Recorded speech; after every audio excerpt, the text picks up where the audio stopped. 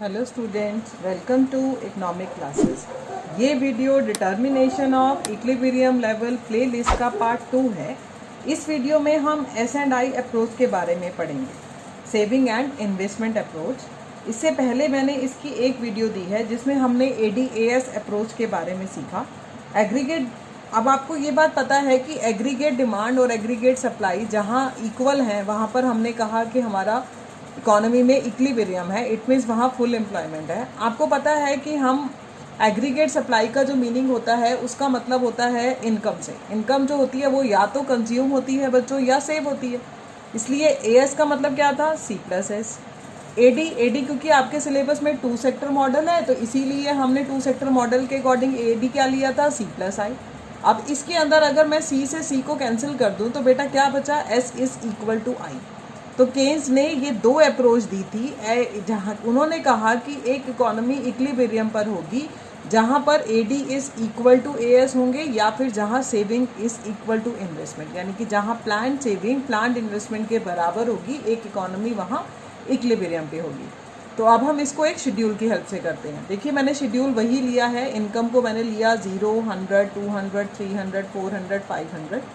Consumption को मैंने लिया 60, 130, 200, 270, 340, 400। ये बात मैं आपको हमेशा बोलती हूँ कि इनकम भी कांस्टेंट रेट पे इंक्रीज़ हो रही है और कंजम्पशन भी इंक्रीज़ हो रही है, बिकॉज कंजम्पशन और इनकम का पॉजिटिव रिलेशन है। But the rate at which the Y increases always more than the rate at which the C increases.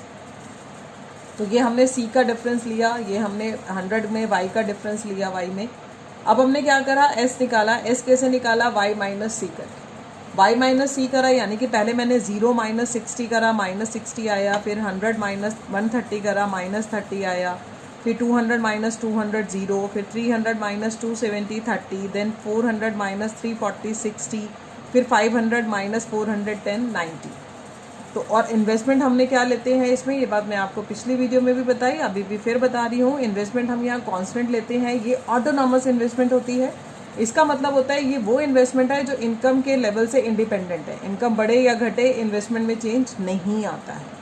तो जैसा कि अगर आपने टेबल में ध्यान दिया हो तो इनकम के 300 लेवल पर बेटा, इनकम के 300 लेवल पर अगर आप ध्यान से देखें तो हमारी प्लान्ड सेविंग = प्लान्ड इन्वेस्टमेंट है।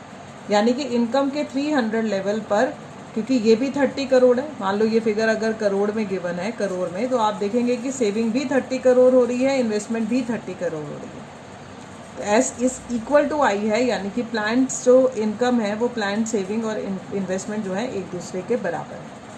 अब बात करते हैं हम 0 से 200 लेवल ऑफ इनकम की। जब इनकम का लेवल 0 से 200 है तो आप क्या देख रहे हैं, इस सिचुएशन में हमारी सेविंग जो है वो इकोनॉमी में कम है, उसके कंपैरिजन में इन्वेस्टमेंट जो है वो ज़्यादा है।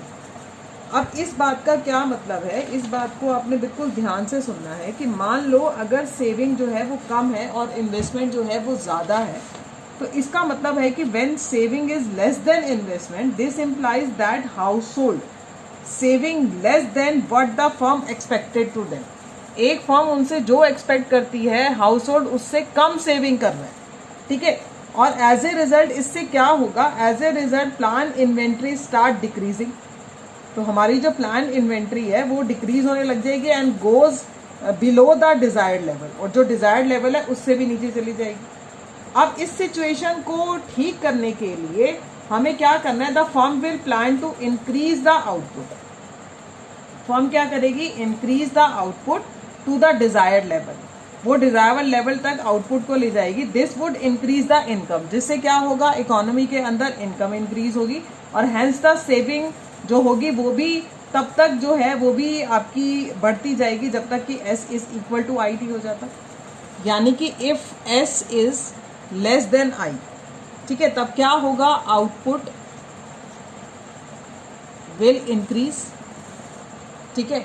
आउटपुट इंक्रीज होगा तो क्या इंक्रीज होएगी, इनकम। इनकम इंक्रीज होगी तो सेविंग विल इंक्रीज। इसका इफेक्ट क्या पड़ेगा, सेविंग विल इंक्रीज।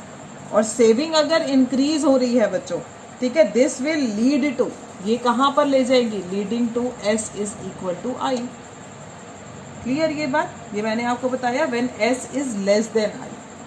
अब हम बात करते हैं इसकी। अगर आप देखें इनकम के 400 और 500 लेवल पर हमारी सेविंग ज़्यादा है और इन्वेस्टमेंट कम है, यानी कि S is greater than I।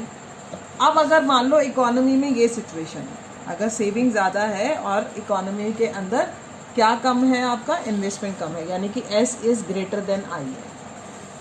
तो अब हम क्या देख रहे हैं कि when planned saving is more than the planned investment it implies that household are not consuming as much as firm expected to them, यानी कि जितना एक फर्म एक्सपेक्ट कर रही थी उनसे कि एक हाउस होल्ड कंज्यूम करेगा, खर्चा करेगा कंजम्पशन पर, वो उससे कम खर्चा कर रहा है, यानी कि क्योंकि वो सेविंग ज़्यादा कर रहा है।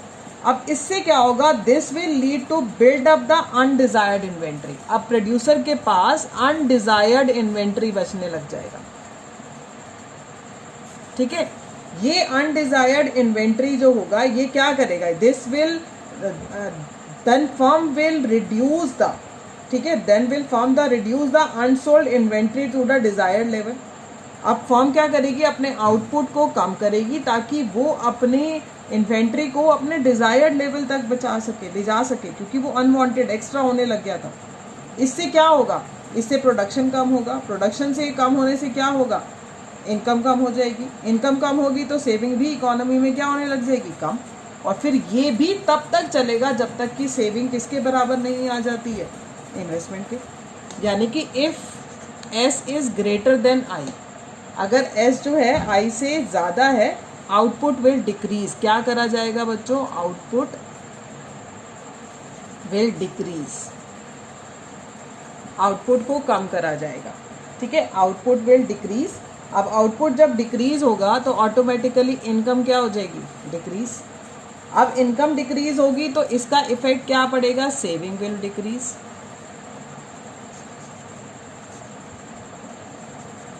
सेविंग भी कम हो जाएगी, ठीक है। अब सेविंग कम हो जाएगी, अगर S जो है वो कम हो जाएगा, दिस विल लीड टू क्या होगा, S is equal to I। ये तब तक चलेगा जब तक कि S I के बराबर नहीं हो जाता। तो ये मैंने आपको शेड्यूल बताया, और शेड्यूल के बाद मैंने आपको ये बताया कि अगर S is greater than I है या S is less than I है तो क्या होगा। अब हम इसकी एक डायग्रामेटिक प्रेजेंटेशन भी कर लेते हैं कि किस तरह से हम इसको डायग्रामेटिकली दिखाएंगे। तो इसके लिए बच्चों मैंने दोनों बनाए हैं, ADAS अप्रोच का भी मैं यहाँ पर डायग्राम बनाऊँगी, उससे आपको समझने में और आसानी रहेगी, ठीक है। फिगर 1 ले लेते हैं और एक फिगर 2 ले लेते हैं, ठीक है। यहाँ पर एक्स एक्सिस पर हम क्या दिखाते हैं, इनकम आउटपुट। यहाँ भी एक्स एक्सिस पर हमने इनकम आउटपुट दिखाया। वाई एक्सिस पर यहाँ पर मैं AD दिखा रही हूँ, C+I, और यहाँ पर S और I दिखा रही हूँ, सेविंग एंड इन्वेस्टमेंट। अब हम पहले एक AS ड्रॉ करते हैं, ठीक है। AS ड्रॉ करा और ये हमने एक AD ड्रॉ करा। AD का मतलब C+I,